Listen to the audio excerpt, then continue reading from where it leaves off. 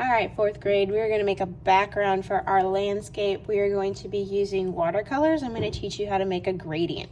A gradient is when you fade from one color into the next seamlessly.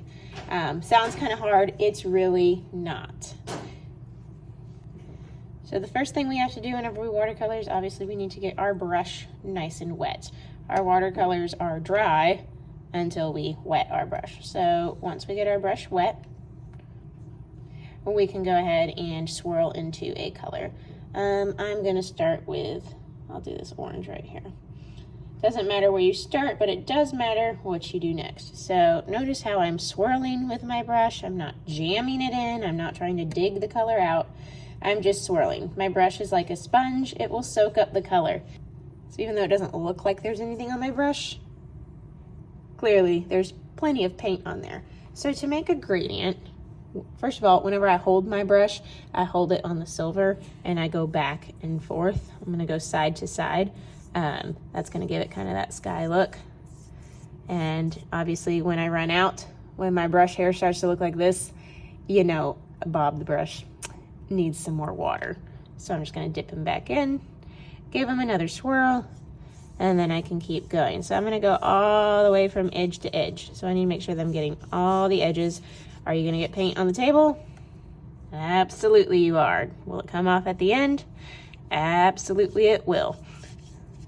Okay, so now that I've painted a little bit, now I can start working on trying to fade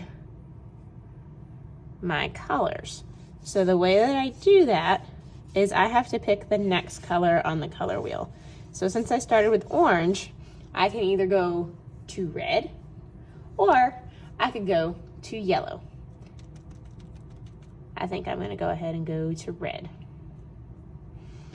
So I'll get my next color, I'll swirl, and then I'm gonna start to put the new color on top of the old color.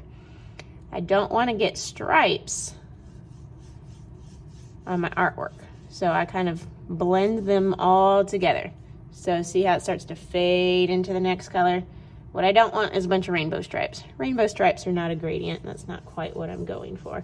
So I put it a little bit on top of the next color and blend it all together. Then I'm gonna keep going.